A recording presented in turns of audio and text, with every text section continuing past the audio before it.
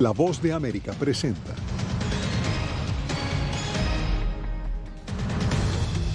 Estados Unidos advierte a Rusia que el uso de armas químicas tendría graves consecuencias. Ucrania alerta sobre la escasez alimentaria que causará la invasión rusa. Además, sin presupuesto el programa de Washington para donar vacunas contra el COVID-19. Y en Nicaragua, la principal opositora, Daniela Ortega, es sentenciada a 8 años de cárcel.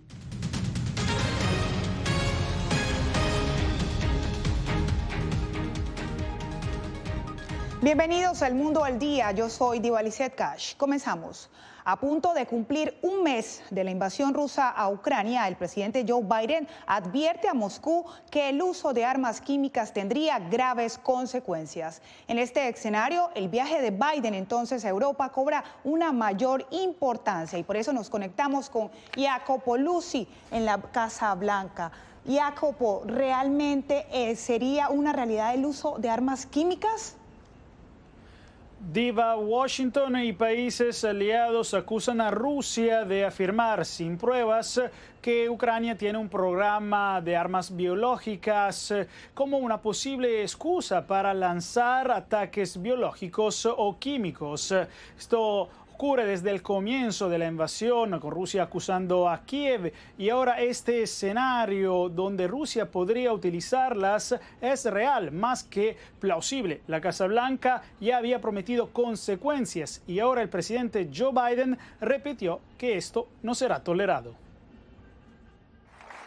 El presidente Joe Biden se prepara para viajar a una cumbre de la OTAN este jueves en Bruselas, donde se espera que los aliados occidentales analicen cómo responderán si Rusia emplea armas químicas, biológicas, cibernéticas o nucleares. Frente a la amenaza de armas químicas y biológicas, el mandatario estadounidense dijo que el presidente Vladimir Putin se encuentra contra la pared en esta guerra y que por eso acusa falsamente a Estados Unidos y Ucrania de estar listos a utilizar estas armas, pero que Putin podría pronto recurrir a ellas. Sin embargo, no presentó evidencias sobre esta posibilidad. Esa es una señal clara de que está considerando usar ambas. Ya usó armas químicas en el pasado y debemos tener cuidado con lo que está por venir. Él sabe que habrá graves consecuencias debido al Frente Unido de la OTAN, pero el punto es que es real. La Casa Blanca no especificó cuáles serían esas consecuencias, mientras Moscú ya utilizó misiles hipersónicos en este conflicto. Frente a este escenario, Jack Sullivan, consejero de Seguridad Nacional, subrayó la importancia del viaje de Biden a Europa y sobre la posibilidad de que Rusia utilice armas tácticas nucleares más pequeñas que las regulares, dijo: Es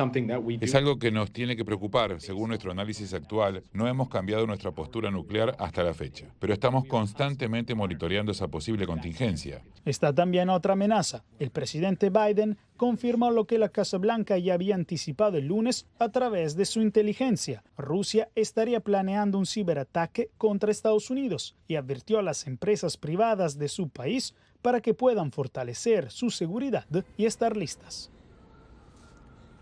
La amenaza no parece ser inminente, pero es concreta, dijo la Casa Blanca. El Kremlin rechazó estas acusaciones, afirmando que la Federación Rusa no se dedica al bandolerismo, dijo, a nivel estatal. Esto cuando Polonia pidió a Estados Unidos que excluyera a Rusia del G20 y habría ya recibido una respuesta positiva.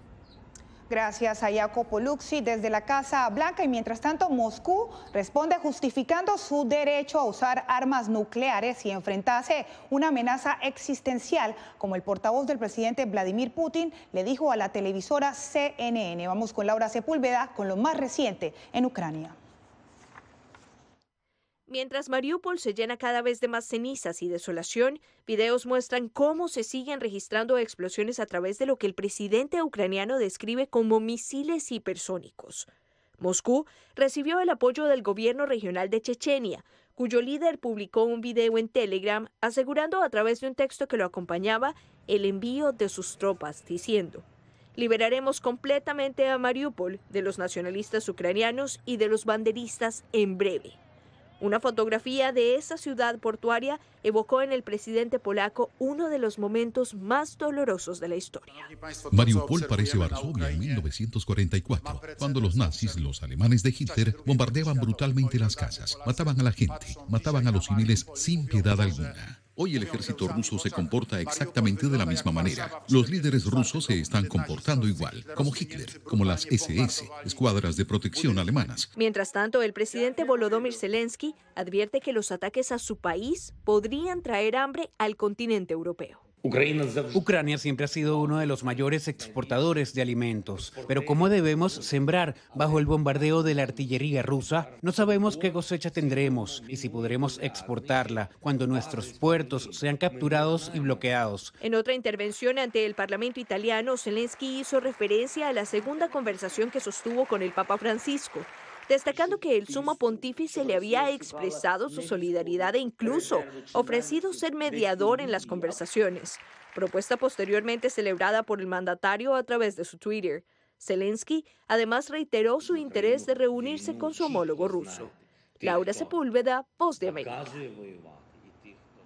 Por otra parte, un contundente llamado al diálogo y a detener la guerra hizo el secretario general de la ONU, quien además vaticinó que solo habrá hambre, daños catastróficos y perdedores en el conflicto entre Rusia y Ucrania. Nos conectamos con Ángela González, quien se encuentra en la sede de la ONU en Nueva York. Ángela, en este contexto, ¿Rusia estaría cometiendo crímenes de guerra según lo que dice la ONU? Divalicet, habrá que esperar a que justamente se investigue a través de los organismos judiciales que tiene la ONU para conocer los resultados sobre si hubo crímenes de guerra, si se han cometido crímenes de guerra, y solo hasta entonces se pronunciará el secretario general al respecto. Sin embargo, lo que sí hizo fue un llamado a las negociaciones de paz. Luego de conversaciones con varios líderes europeos, el secretario general de la ONU aseguró que hay suficientes elementos para pasar del campo de batalla a la mesa de negociación y vaticinó que Rusia no ganará esta guerra. Incluso si Mariupol cae, Ucrania no puede ser conquistada ciudad por ciudad, calle por calle, casa por casa. El único resultado de todo esto es más sufrimiento, más destrucción y más horror. Entre tanto, avanzan las negociaciones para permitir el paso de nuevos convoys humanitarios de la ONU a las zonas más deprimidas, y en la frontera polaca los refugiados hacen filas para recibir asistencia financiera, servicios de protección y consejería. Estamos aquí frente al centro de inscripción para efectivo que ACNUR ha instalado para apoyar a las familias refugiadas ucranianas vulnerables. Sudáfrica presentó ante la Secretaría General un segundo proyecto de resolución sobre ayuda humanitaria, el cual será discutido por los países miembros junto a la promovida por México y Francia este miércoles en la Asamblea General. Lo más probable es que haya un debate seguido de una acción sobre una resolución, pero nuevamente eso no está confirmado, solo por el hecho de que son dos borradores. Y aunque se ha rumorado que el presidente Zelensky se podría dirigir a la plenaria de la Asamblea General este miércoles, estas son versiones que todavía no han podido ser confirmadas oficialmente. Gracias a Ángela González desde la sede de la ONU en Nueva York. Y mientras tanto, rusos y ucranianos que huyen de la guerra siguen llegando a México con la intención de pedir asilo en Estados Unidos, pero como nos lo informa Vicente Calderón, el trato que reciben ambas comunidades es muy distinto. Esta pareja rusa pide asilo en Estados Unidos. Si no salíamos, nos mataban. Dicen que sus vecinos les amenazaron por pertenecer a una iglesia norteamericana, así que viajaron desde Rusia hasta México. Viajamos a España, a Barcelona, luego a México y Tijuana. Pero les negaron ingreso a la Unión Americana y quedaron varados en Tijuana. Lo mismo le pasó a Antón, un maestro ruso que llegó a principios de marzo. Es que participaba en protestas aún antes de la guerra y pues recibía amenazas por parte del gobierno ruso. Él y unos 30 compatriotas acamparon durante una semana junto al puerto fronterizo. Niños, adultos y mujeres embarazadas durmieron a la intemperie hasta que las autoridades los retiraron emigraron. El gobierno estadounidense mantiene vigente el Título 42, una disposición sanitaria que faculta a sus agentes a negar el acceso a los peticionarios de refugio con el argumento de la pandemia. Siguen siendo los ciudadanos ucranianos a los únicos a los que no se les aplica el Título 42. Debido a la invasión rusa a Ucrania, ellos son admitidos casi de inmediato. Activistas pro-inmigrantes denuncian discriminación. El gobierno ruso dijo que iban a tomar medidas contra los disidentes. Es un caso clasiquísimo de asilo político y deberían procesarlos. Un memorándum de aduanas y protección fronteriza revelado por la cadena CBS justifica la excepción citando la crisis humanitaria creada por la agresión de Rusia contra Ucrania. Vicente Calderón, Voz de América, Tijuana, México.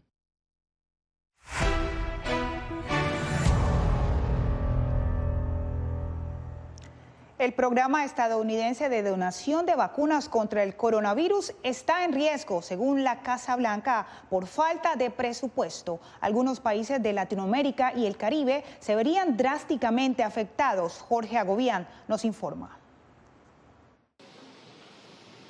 De las 1.200.000 vacunas contra COVID-19 que Estados Unidos compró para donar a otros países, 700 millones están en riesgo de no ser entregadas. La razón, la Casa Blanca argumenta que no tiene presupuesto. Le hemos solicitado al Congreso alrededor de $22.500 millones en fondos de emergencia por el COVID para ayudar tanto a nuestra respuesta global como a nuestras respuestas nacionales. Pero el Congreso no agregó esa solicitud a un billonario presupuesto promulgado por el presidente Joe Biden la semana pasada.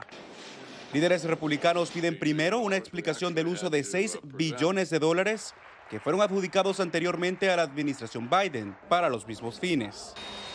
El déficit de fondos afectará la donación de vacunas a países de ingresos bajos o medianos, a los que Estados Unidos prometió millones de dosis. Así lo indicó Natalie Killian, coordinadora adjunta de la respuesta a COVID-19 de la Casa Blanca. Y eso se debe en gran parte a que esos países no tienen suficiente infraestructura, suficientes fondos para poder suministrar esas vacunas. Y por eso le estamos pidiendo al Congreso que otorgue a USAID y a los CDC alrededor de $3.000 millones para ayudar a esos países a convertir esas dosis que hemos comprado en inyecciones. En la región hay países que sufrirán las consecuencias, advirtió la funcionaria. Incluidos países como Haití que necesitan ayuda. Esos esfuerzos de USAID deberán reducirse o detenerse si no conseguimos financiamiento adicional. Hasta ahora, Estados Unidos ha donado cerca de 65 millones de dosis a Latinoamérica y el Caribe. Recientemente, el presidente Biden prometió 2 millones de dosis adicionales a Colombia para ayudar a vacunar a la población migrante en ese país. Al cierre de este reporte, la Casa Blanca no respondió a la Voz de América si el déficit presupuestario podría impactar ese compromiso. Jorge Agobián, Voz de América, Washington.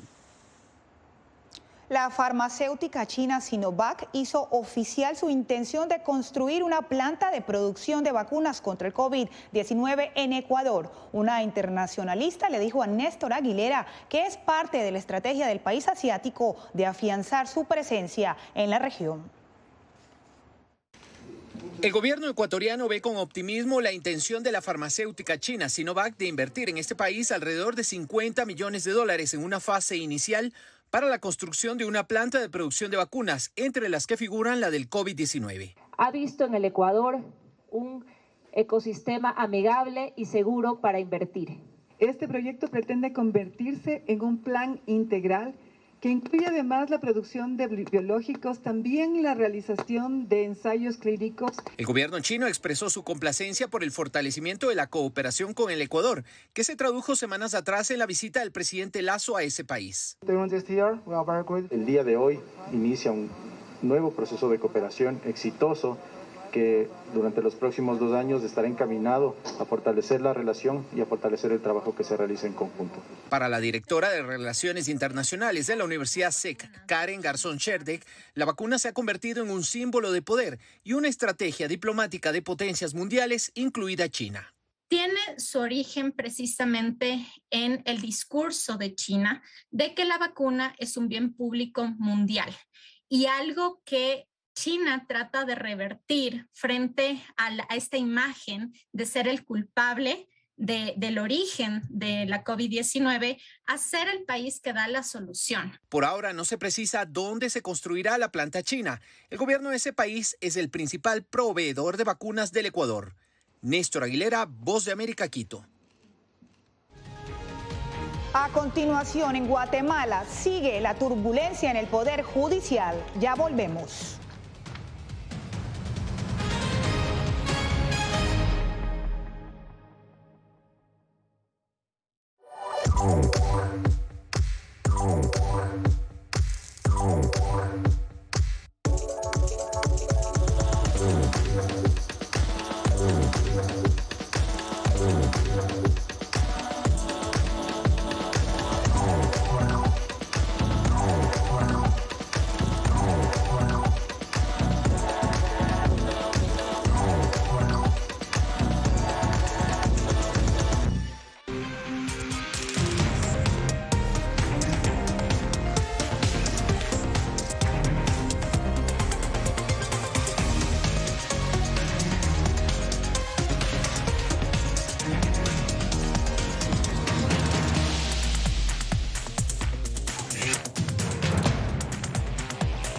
Venezuela 360, cada semana por La Voz de América.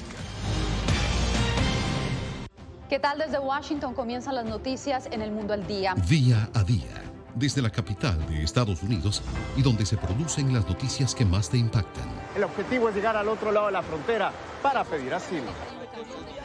La Voz de América te conecta con El Mundo al Día. Los hechos más allá de la noticia. Para que tomes decisiones bien informadas. En el lenguaje que quieres, donde quieras y como prefieras. Conéctate con El Mundo al Día. La Voz de América te invita a ser parte de nuestra familia a través de las redes sociales. Encuentra en tu muro las últimas noticias de tu país en su conexión con Estados Unidos, la región y el mundo.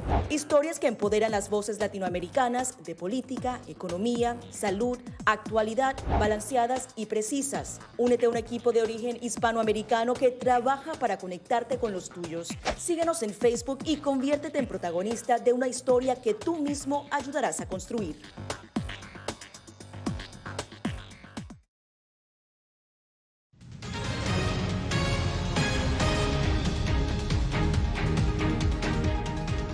La principal adversaria política del presidente Daniel Ortega fue condenada por la justicia nicaragüense a 8 años de prisión y a una multa millonaria por supuesto perjuicio al Estado. Donaldo Hernández nos tiene los detalles. La periodista y precandidata presidencial Cristiana Chamorro deberá purgar 8 años en prisión domiciliaria, tras ser encontrada culpable por los supuestos delitos de lavado de dinero, gestión abusiva y falsedad ideológica en perjuicio del Estado de Nicaragua. Organismos de derechos humanos y la familia de Cristiana denuncian que su condena fue simplemente por aspirar a la presidencia de la República. Eso es simplemente una pantalla para criminalizar a los ciudadanos. Cuando el régimen decide condenar a alguien, le fabrica cualquier cargo. La hija de la expresidenta Violeta Chamorro además deberá pagar más de $3 millones en concepto de multa, un monto que es sujeto de críticas. O sea, son multas realmente impagables, pero además que demuestran el nivel de ilegalidad, de que estos juicios son nulos.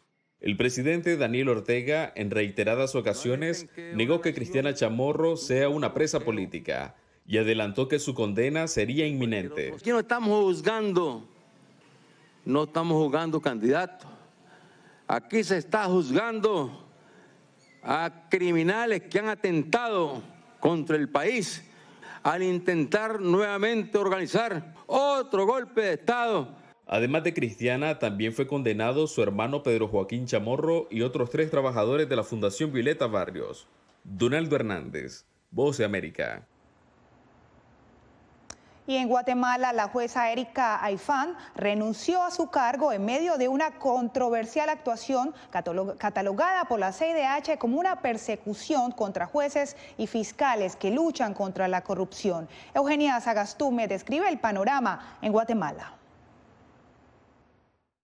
Hoy he decidido presentar mi renuncia al cargo.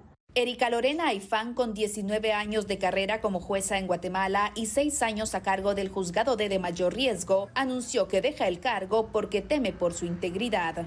Porque no cuento con garantías suficientes de protección a mi vida y a mi integridad. Asegura que su decisión fue tomada tras haber recibido amenazas desde altos niveles del Estado.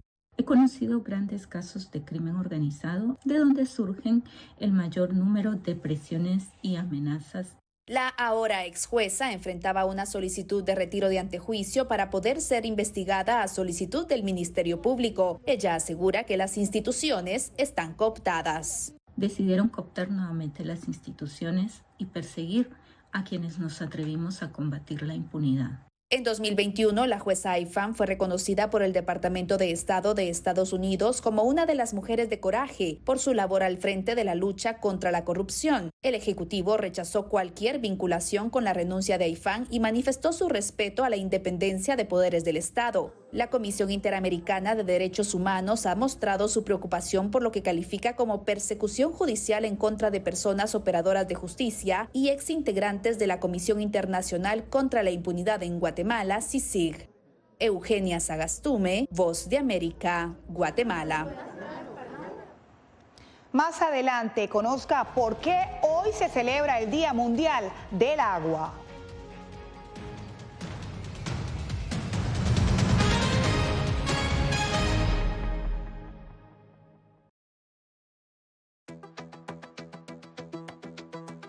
En momentos de crisis políticas y sociales, algunos gobiernos autoritarios recurren al bloqueo del acceso a Internet como herramienta para detener la información que entra o sale de su país.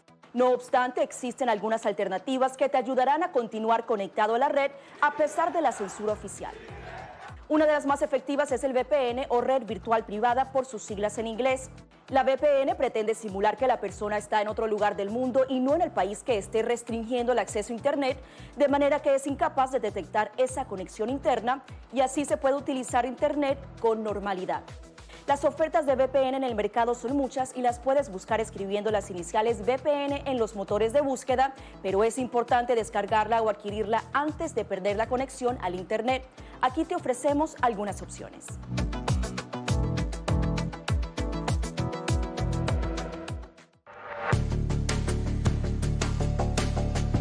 Durante el brote del COVID-19, los estafadores pueden tratar de aprovecharse de personas vulnerables a través de diversos métodos que van cambiando con frecuencia. Es posible que lo contacten por teléfono, correo electrónico, mensajes de texto, correo postal o redes sociales.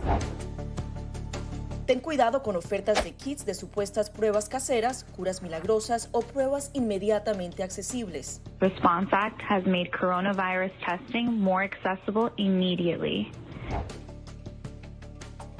Tras un desastre, organizaciones caritativas falsas aparecen afirmando que tienen vínculos con otras reales. Siempre verifica que la organización sea legítima. Alguien que asegura que trabaja en el gobierno puede pedirte tu información personal o intentar cobrarte cuotas falsas para así ingresar tu cheque de estímulo.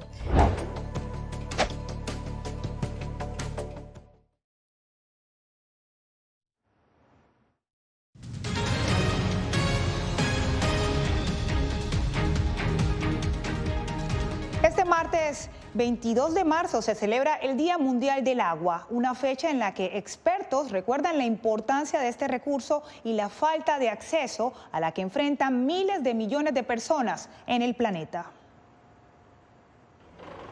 Debajo del subsuelo, moviéndose lentamente a través de capas rocosas y acuíferos interiores, el agua subterránea coexiste silenciosamente con nosotros. Es la principal fuente de agua potable para la mitad del mundo y una fuente de agua para el riego de cultivos. Sin embargo, enfrenta severas amenazas. El agua subterránea es un elemento realmente fascinante y, francamente, muy poco discutido en nuestro ciclo del agua. A medida que la lluvia o la nieve se filtran a través del suelo, se convierten en agua subterránea, a menudo limpia y almacenada en la tierra. El agua subterránea puede ser una fuente de agua de respaldo durante tiempos de sequía cuando los lagos y ríos se secan. El agua subterránea es una especie de amortiguador para muchos lugares de riego en el mundo, para sustituir esta agua superficial perdida durante las sequías.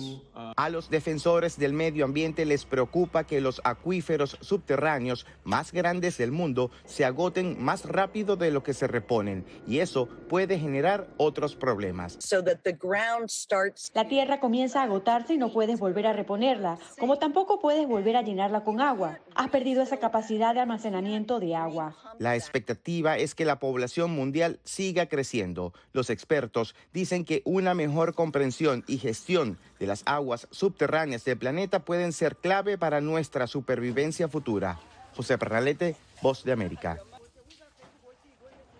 Múltiples tornados azotaron partes de Texas y Oklahoma, causando heridos y daños generalizados en áreas cercanas a Austin y Dallas. Según las autoridades, el sistema de tormentas se mueve este martes hacia Louisiana y Mississippi, con el riesgo de peligrosos tornados y fuertes vientos. Al menos 4 personas resultaron heridas este lunes en Texas. Al volver les contamos sobre el más reciente personaje de la actriz mexicana Ilse Salas.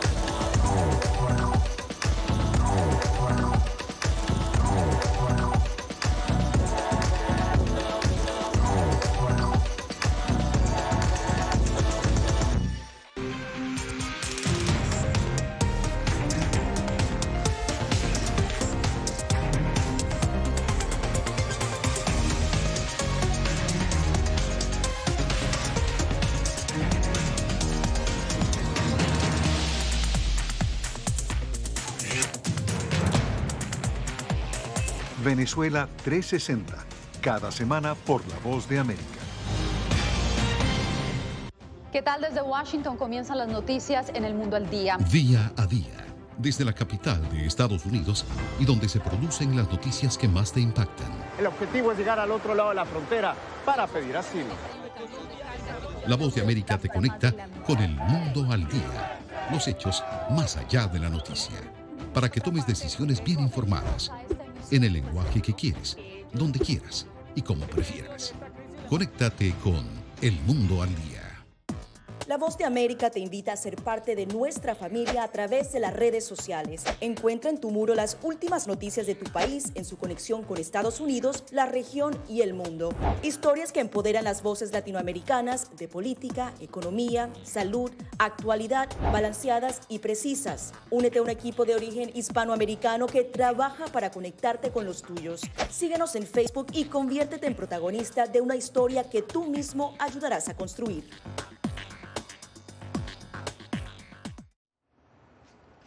Con una amplia trayectoria en cine y televisión, Ilse Salas abarca un nuevo rol como villana en un thriller sobre el lado oscuro de los concursos de belleza. Verónica Villafañe habló con ella. Todo el mundo cree que la belleza es... En la nueva serie Señorita 89, Ilse Salas es Concepción, la matriarca y villana de un ficticio certamen de belleza en México. Tiene un lado de verdugo y de víctima, y que vamos a entender el motivo de sus acciones conforme vayan avanzando los capítulos. Ambientado en la década de los 80, el thriller expone lo feo detrás de la maquinaria de los concursos de belleza. Se hablan de las fiestas privadas, se habla de los intercambios de mujeres con políticos. Claro que la investigación de María René Prudencio, de Lucía Puenzo, pues avalaban muchas cosas y de ahí se construyó la ficción, pero yo siento que sigue superándola la realidad. ¿Qué crees que la audiencia va a extraer de la serie? Creo que se hablan de muchas cosas muy relevantes, como los condicionamientos sociales, los estereotipos de belleza, la cosificación de la mujer, la sexualización de la mujer. Me gusta mucho la combinación de entretener con un contenido que puede llegar a ser bastante profundo. Como en su reciente película Plaza Catedral, que aborda el impacto de la violencia e injusticia social, que llegó a la lista corta pero no logró una nominación al Oscar. Se me hizo el corazón chiquito en su momento, pero la verdad, la película habló por sí sola y estoy segura que eso va a ayudar a que pronto se abra la posibilidad de verla en todos lados. Y sobre su futuro dice: tengo un sueño que es hacer más cine latinoamericano, porque es el que consumo, es el que me habla directamente. Verónica Villafañe, Voz de América, Los Ángeles. Estamos de fiesta. En Ucrania, un teatro se convirtió en una cocina voluntaria. Actores y todo el personal del Teatro Café preparan comida para soldados y personas desplazadas por los combates. Los artistas hablaron sobre su decisión de contribuir, mientras que un grupo preparaba más de 1.300 kilos de albóndiga. Diva Lizeth Cash les acompañó en el día de hoy.